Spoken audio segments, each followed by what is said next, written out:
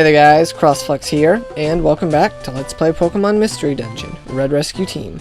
In the last episode, we scaled the tall Mount Faraway and even met the Mirage Pokémon Ho-Oh.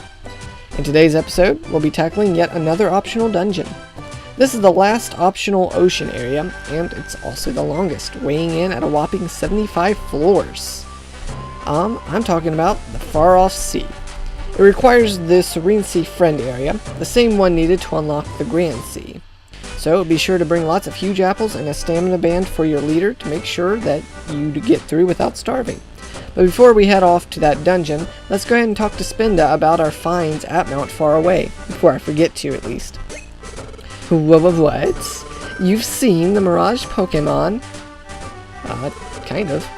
What sort of Pokémon was it? I see.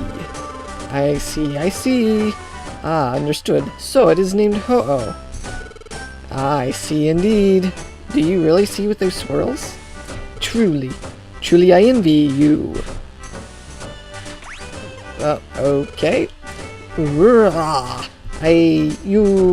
You've made me open my eyes. This guy is really weird. I'm not seeing anything other than swirls, personally. Well, they still look googly, but still. Okay, well, at least he acknowledges it. The lesson is, we mustn't ever give up.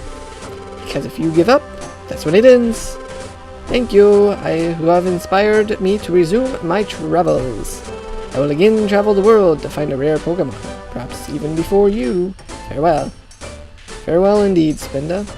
But yeah, we have learned a valuable lesson from this.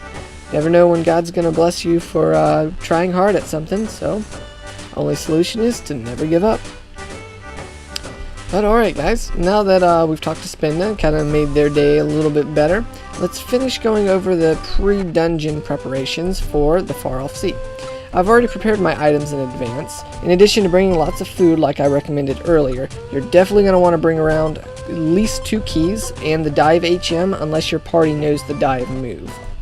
As the name of the dungeon would suggest, it's filled to the brim with water types, so pretty standard from what we've seen so far from other sea or ocean-like levels.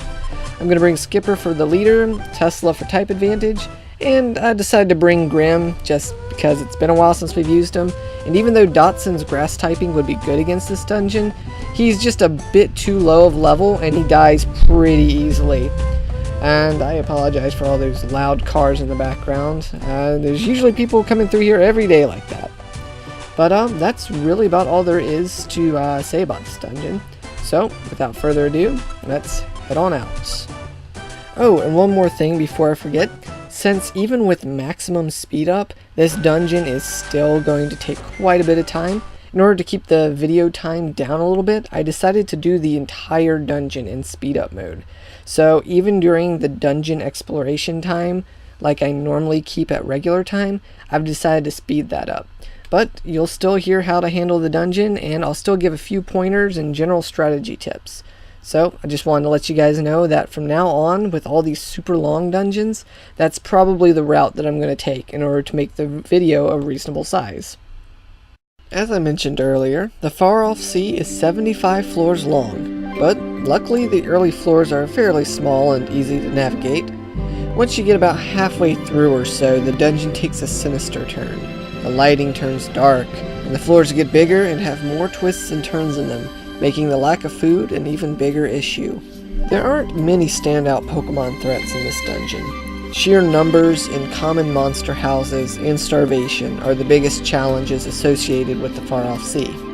If I had to pick out particularly nasty Pokemon, I'd probably go with the Carvanha and Sharpedo line because of their rough skin ability, Walrein because of their Ice Ball move, and Love Disc. Yep, you heard me. Love Disc. Let me point out though that Love Disc is only an issue in monster houses because they come packing the move Agility. So it'll raise the whole speed of all of its allies, making the other enemies a bigger threat. Moving on to the items, you won't find too many interesting things until the later floors. There are 2 locked chambers, one on floor 50 and one on 72. Weird floor number, I know. But the first chamber contains the Wide Slash TM, a move unique to this Pokemon game. It lets you hit the 3 squares in front of the user, kind of like a wide slash would imply you doing. The second chamber holds another unique TM called Vacuum Cut. It's a room-wide hitting attack that does fixed damage. Both of these TMs hold great moves for combating monster houses. If you're lucky, you can grab both of these goodies on a single trip by bringing only one key in with you, since keys are somewhat common starting on floor 51. I still recommend bringing 2 just in case you don't find any. Also, sticky traps could prove some of your keys useless. Also starting on floor 51 are the Clam Pearl evolutionary items, the Deep Sea Scale and the Deep Sea Tooth. This is another way of finding these items if you didn't want to spend your keys in the Grand Sea dungeon. Well, that's about it for this dungeon though. A longer dungeon deserves a longer explanation, I suppose. But just like with all the other optional dungeons, besides the locked goodies, the only other reason for coming here is for recruitment purposes.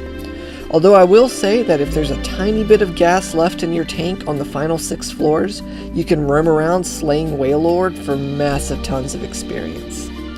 But enough talking, on with the speed up.